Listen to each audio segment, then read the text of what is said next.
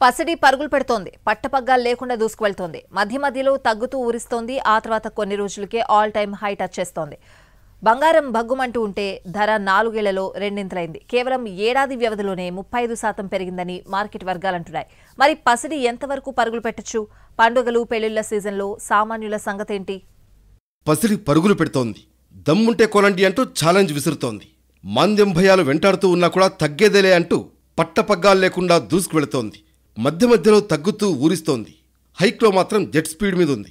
నిన్న పుత్తడి ధర వేలల్లో పెరిగింది. ఈ లెక్కన చూసుకుంటే అప్పుడప్పుడు స్లో అవుతున్న రాకెట్ స్పీడ్ మాత్రం ఆగడం లేదు. తగ్గేది మూరెడు పెరిగేది బారెడు అన్నట్లు బంగారం ధరలు ఉంటున్నాయి. నిన్న ఒక్కరోజే బంగారం ధర 1100 రూపాయలు పెరిగింది. 10 గ్రాముల స్వచ్ఛమైన పుత్తడి 1100 రూపాయలు పెరిగి 92,150 రూపాయలకు చేరింది. అంతర్జాతీయంగా ఉన్న డిమాండ్తో దేశీయంగానూ బంగారం ధర పెరిగిందని మార్కెట్ వర్గాలు చెబుతున్నాయి.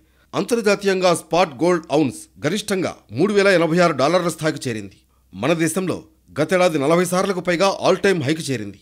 ఓవరాల్గా చూసుకుంటే ఏడాది కాలంలో పసిడి ధర ఏకంగా 35% పెరిగిందని మార్కెట్ వర్గాలు చెబుతున్నాయి.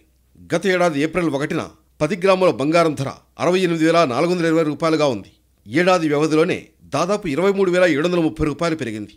రేపో మాపో బంగారం 1,00,000కు చేరే అవకాశం ఉందని మార్కెట్ నిపుణులు అంచనా వేస్తున్నారు.